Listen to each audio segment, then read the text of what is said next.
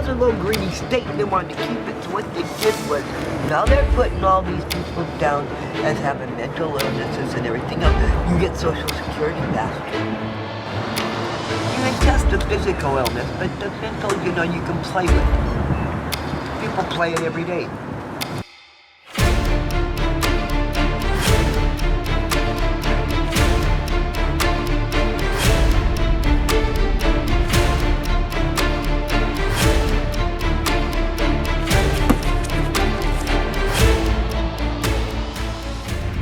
I'm getting ready to go on treatment center to get myself together because I miss being healthy. I miss just about everything from a normal life. I miss it.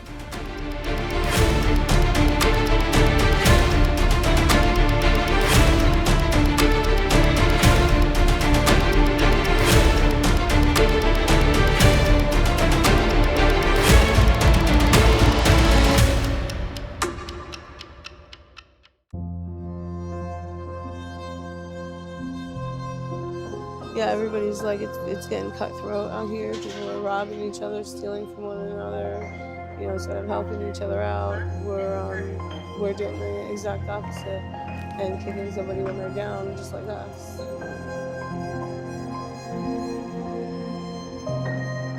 What if the land of opportunity, the beacon of tireless striving and boundless dreams, is quietly devouring itself? One eviction notice, one pink slip, one overdose at a time. Picture this. As of late 2024, a staggering 770,000 Americans, folks just like you and me, are out there in the cold, huddled under bridges or in tent cities sprouting like weeds in our glittering metropolises. That's 1 in every 430 of us turning into a ghost on the sidelines. Homelessness response teams reached the lives of over 1.1 million people just last year alone, a 12% jump from 2023.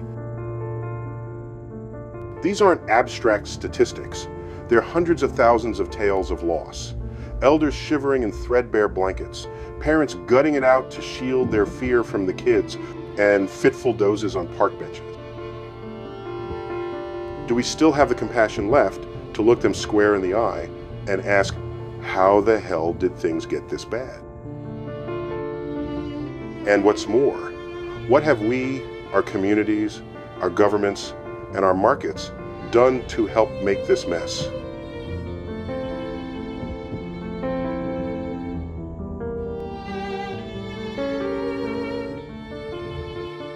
Isn't it downright infuriating, utterly un-American, that we've poured trillions into bailouts for the fat cats on Wall Street, but let our neighbors drown in a sea of $2,000 a month shoeboxes? But Utah's a little greedy state and they wanted to keep it, so what they did was, now they're putting all these people down as having mental illnesses and everything else. You get Social Security faster. You can test the physical illness, but the mental, you can play with it. People play it every day. You see them play it on the streets. They'll act really fucking nuts. They'll go in and they'll flunk that test. But it's a game. It makes you question the whole damn narrative. Are we a nation of second chances, or just a machine that chews up the vulnerable and spits out statistics? Stick around, my friend, because what comes next isn't some dry lecture. It's 5 hard-hitting truths that illuminate how ordinary Americans tumble into this nightmare, from the job roulette and rent Armageddon to the fentanyl stranglehold, poverty slow bleed, policy blunders, and the mental health black hole we pretend isn't there.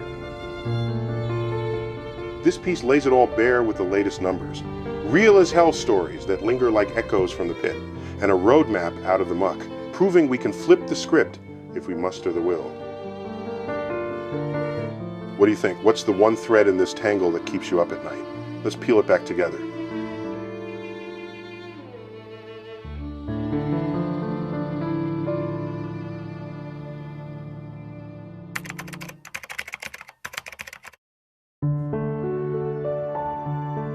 Right now, across this great land of ours, hardworking Americans are losing their footing, not from laziness or folly, but from the cruel squeeze of job instability and skyrocketing rents that mock the very promise of the American dream. It's a gut-wrenching reality, one I've witnessed too many times in my years, where folks who play by the rules still end up sleeping in their cars. And let's be honest, in my view, this isn't just bad luck. It's a rigged game where the deck's stacked against the little guy from the start.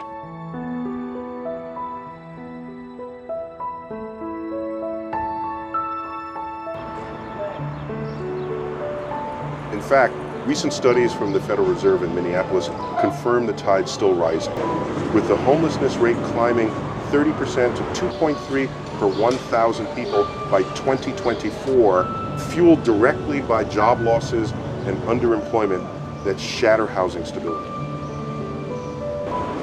And while we're at it, let's stir the pot a bit. Politicians in D.C. love to scapegoat personal responsibility, but what's the real outrage? A system that lets median rents soar unchecked while turning a blind eye to gig economy traps that leave workers dangling without a safety net. Moreover, rents in most major cities have risen nearly 20% over the past 3 years, according to data from the National Low Income Housing Coalition 2024. For instance, in Los Angeles, New York, or San Francisco, a modest apartment just big enough for a family can set you back from $2,500 to $4,000 a month, while median incomes fail to keep up with the escalating cost of living. Who can stand for that?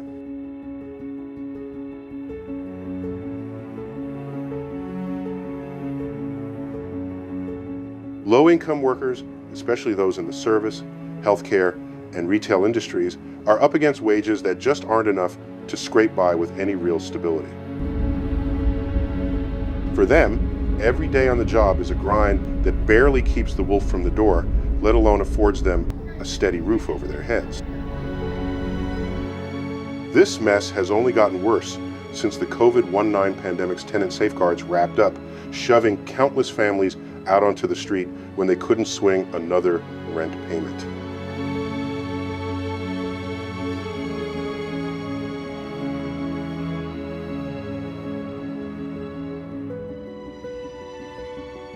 Meanwhile, affordable housing projects feel like nothing more than pie in the sky. Housing policies don't pack the punch needed to really fight back against this crisis. Sure, some cities have stepped up with promises to pour money into low-cost builds, but those half measures still come up way short of what's actually needed on the ground. This kind of inequality hangs on like a bad habit, hitting the most vulnerable folks in our society right where it hurts.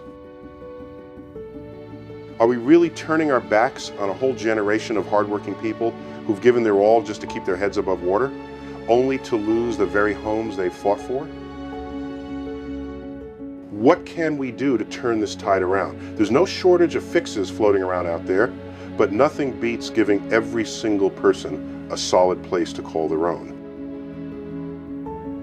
This isn't just somebody else's problem. It's on all of us as a community, and we've got to roll up our sleeves and tackle it head on right now.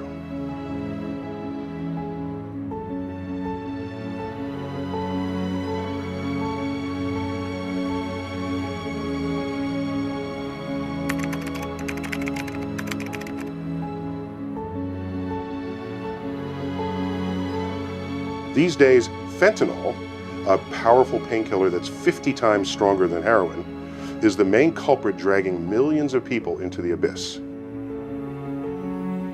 Xylazine, commonly known as tranq, is an animal sedative that not only robs users of control, but also causes severe skin necrosis, turning addicts into living ghosts who can never fully recover.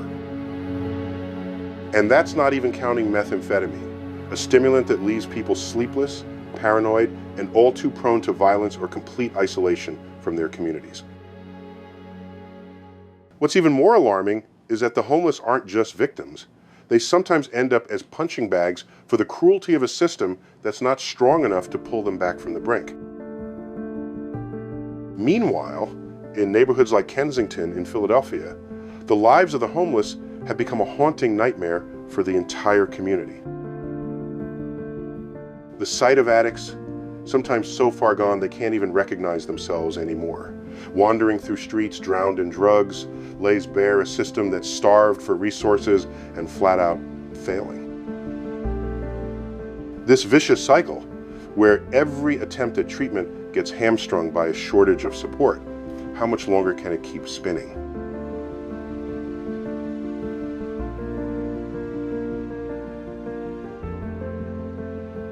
According to the latest report from the University of California, San Francisco, back in February 2025, about 65% of homeless folks have used illicit drugs regularly, at least 3 times a week over the course of their lives. And that figure's climbing relentlessly without any sign of letting up.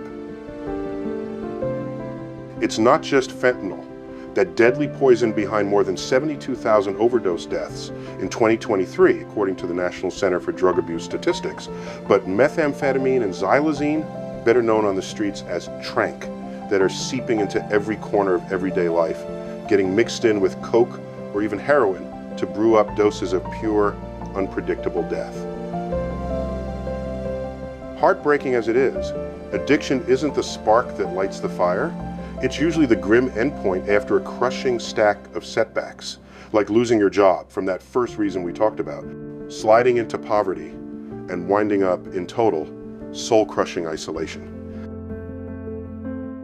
And that's exactly why it spins up this brutal loop. Addiction costs you your job. Losing the job stokes those insatiable cravings all over again, and with no real medical backup to lean on, everything just spirals deeper into the pit.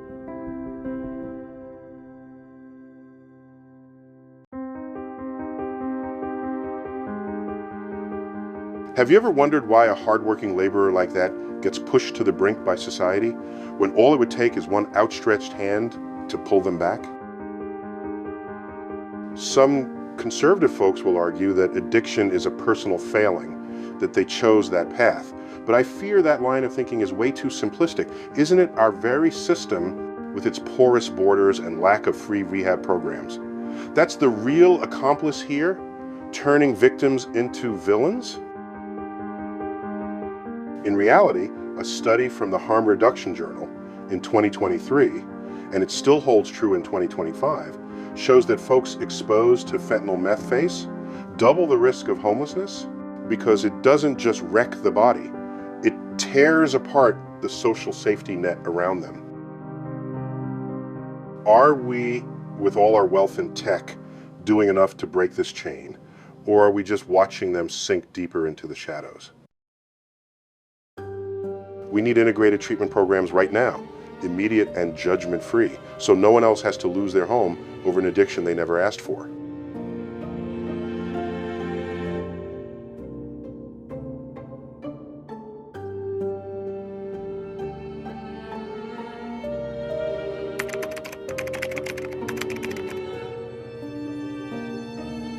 Poverty and economic shock are undeniable factors when discussing homelessness in the United States. Surely, many Americans can relate to the suffocating feeling when an unexpected event suddenly upends their life, like losing a job, a sudden spike in medical bills, or a natural disaster striking without warning. All of these shocks can push a person from stability into homelessness in an instant. The truth is, all it takes is losing a primary source of income, and everything can change in a heartbeat. How can a family possibly cope when daily expenses keep rising and there's no adequate support? According to the latest data from the U.S. Census Bureau, more than 12% of Americans live below the poverty line, and nearly 40% of them cannot afford their essential living costs each month. At that point, they become part of the alarming statistics of the homeless population.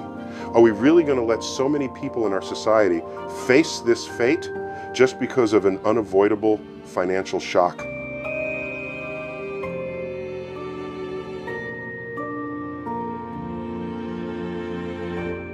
We must recognize that poverty and social instability today are not issues of the lazy. They are not failures of the individual. Instead, they're the result of a society, an economic system, and unjust policies that push people to the margins. When housing costs keep rising, wages can't keep up, and inequality grows, it makes financial shocks even more devastating for low-income families. Have we neglected a large segment of the population, forcing them to fend for themselves while the social safety net fails to meet real-world needs? This situation is further compounded when many people are grappling with crises beyond their control. Can we stand by and watch an entire generation lose their homes just because they don't have enough money to cover basic living expenses? Providing financial support to families in these difficult circumstances isn't just a humanitarian act. It's part of the responsibility of government and the community. Can we do more to mitigate this issue and help those who are on the brink of losing everything? It is heartbreaking to witness more and more Americans struggling with the barriers created by an economic system and policies that have left them behind. Can we make a change?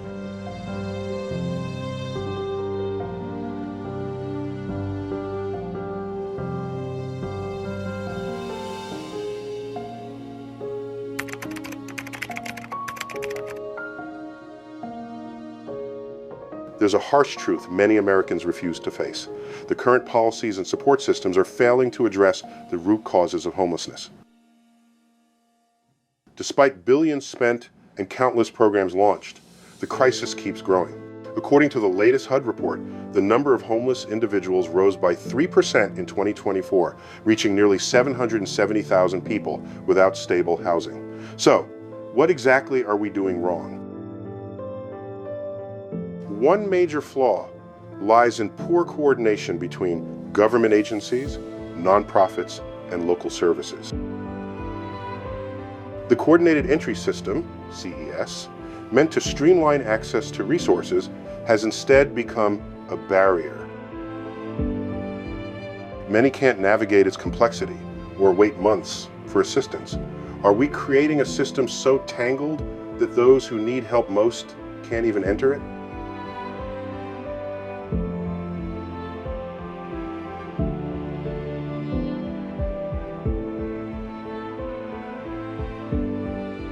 Another deep problem is the uneven distribution of funds. Major cities like Los Angeles receive millions yearly, yet their streets remain crowded with tents and temporary shelters. This isn't about lacking money, it's about inefficient management and misplaced priorities. Are we pouring resources into bureaucracies that fail to produce change? As a result, the same people cycle through short-term shelters and emergency aid, never finding stability. Underfunded local charities carry the burden while government programs stall. Without structural reform, this cycle of despair will continue indefinitely. Why can't we fix this? Is it political apathy or simply a lack of moral urgency? Until leaders commit to long-term housing solutions and true interagency collaboration, thousands will keep slipping through the cracks. A nation cannot claim progress while hundreds of thousands live in hunger and neglect. These individuals deserve more than charity. They deserve a fair chance to rebuild their lives. The question is, when will we stop accepting a system that keeps failing and start building one that actually saves people?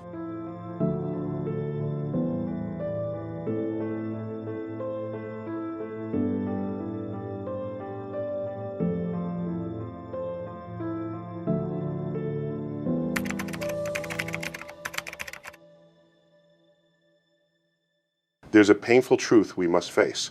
Millions of homeless people in America are struggling not just with hunger, cold, or material deprivation, but with invisible battles within their minds. Mental health is a crucial factor in the lives of the homeless, but it is often overlooked. Perhaps this is one of the most significant reasons they cannot escape this cycle. But why is this the case? Why are we ignoring them when we know that with proper care, they could recover and rebuild their lives?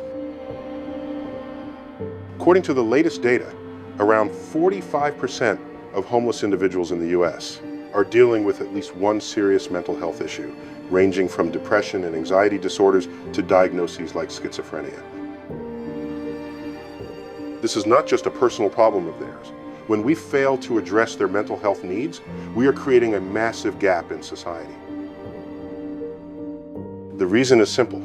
A person with a mental health disorder who does not receive timely treatment will struggle to maintain a job, keep relationships, or secure stable housing.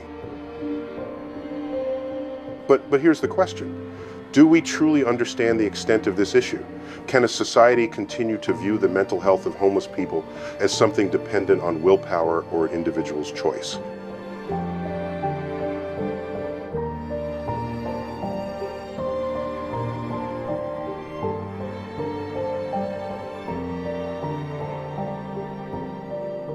The reality is that homeless people are not simply people without homes. They're individuals fighting mental anguish, loneliness, and sometimes invisible scars.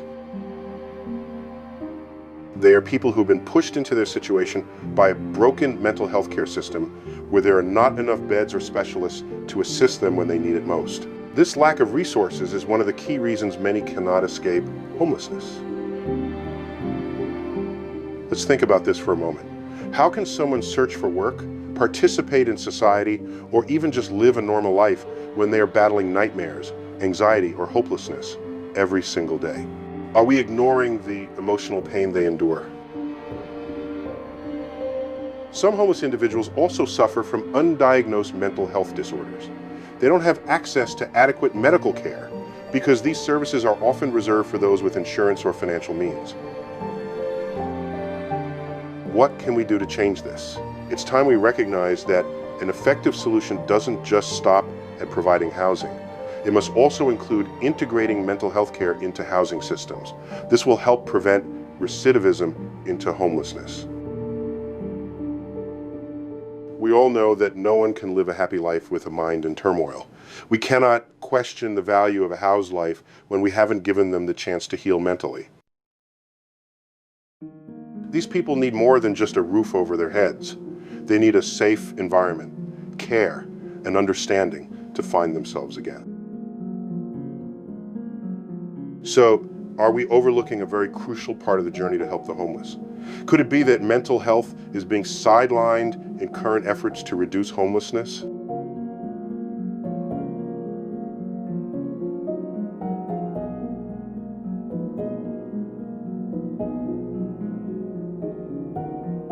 Conclusion. The vicious cycle of homelessness isn't a random chain of events, but a tangled web of intertwined social, economic, and psychological factors that make it incredibly hard for those caught in it to break free. Each setback, each economic shock, each failure in the system pushes them further away from any shot at stability.